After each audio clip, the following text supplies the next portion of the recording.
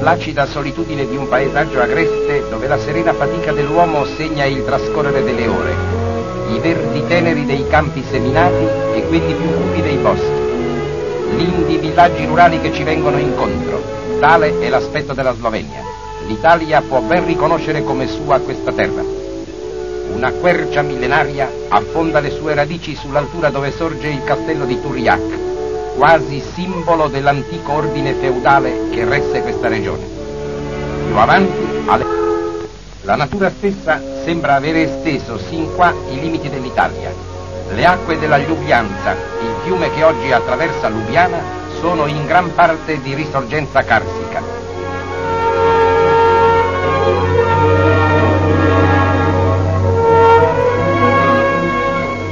E nella vallata rimangono segni e ricordi di Roma e del suo dominio. Dove oggi è l'abitato di Vrhnica, era un tempo Nauportus. E questo villaggio rurale deriva il suo nome di Horiul dal latino Forum Iuli. Qui era la palude pannonica, ne possiamo intuire l'aspetto. Le colline sorgono isolate e improvvisamente dalla pianura come emergendo da un lago. I primi abitanti qui vivevano in villaggi costruiti su palafitte. La civiltà fu portata da Roma.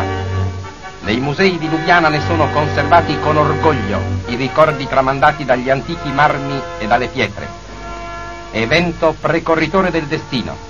Nell'epoca imperiale la città di Emona fu staccata dalla colonia della Pannonia Superiore per essere aggregata all'Italia. Era la caratteristica città quadrata dei Romani. Se ne ritrovano ancora le pietre dei selciati, ruderi di costruzioni, avanzi di sepolcri. E della turrita cinta di mura augustee qualche avanzo nella periferia di Lubiana. Ad est dell'antica Emona, in epoca medievale, nacque Lubiana, dapprima un castello eretto sopra un colle boscoso. Un altissimo edificio, un grattacielo, sovrastante ben poco tempo, da quando sulla città è passata la guerra. Non ne resta, accolta sotto i migliori auspici.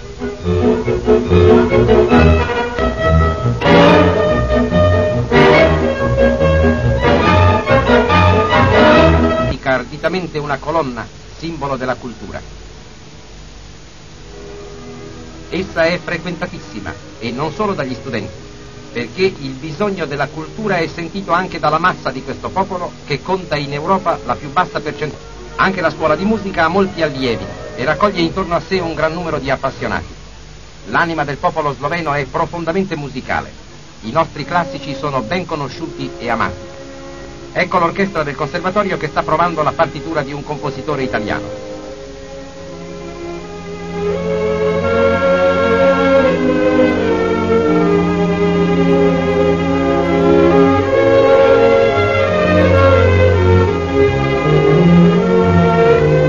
Monumenti e opere d'arte, dall'età barocca sino ad oggi, risentono largamente l'influenza italiana, come la facciata adorna di mosaici della chiesa dei Santi Apostoli, completata dal maggiore architetto sloveno contemporaneo, il Plečnik.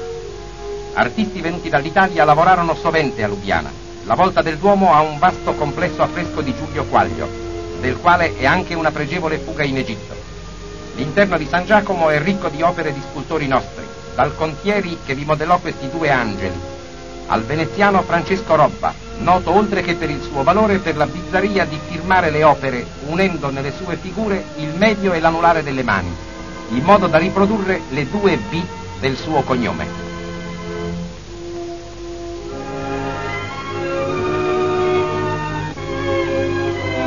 Del Robba è anche questa fontana sovrastata da un Nettuno, cui fanno corona le figure allegoriche dei fiumi della Carniola.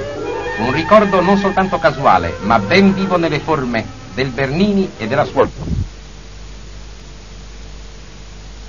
Non soltanto casuale, ma ben vivo nelle forme del Bernini e della sua celebre fontana dei fiumi in piazza Navona a Roma. Pubblici. I lubianesi amano molto frequentare i caffè e le caratteristiche birrerie, raccolte e cordiali, dove la buona birra conforta le ore di pausa e rende più gradevoli gli occhi.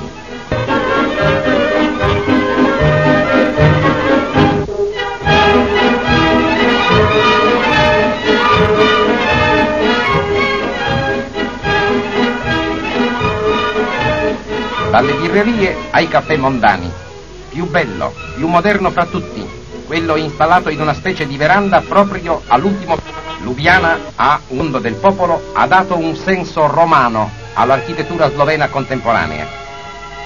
Il cimitero di Lubiana ha una chiara struttura di cappelle che si collegano l'una all'altra con una squisita armonia di linee e danno un senso tutto latino di serenità.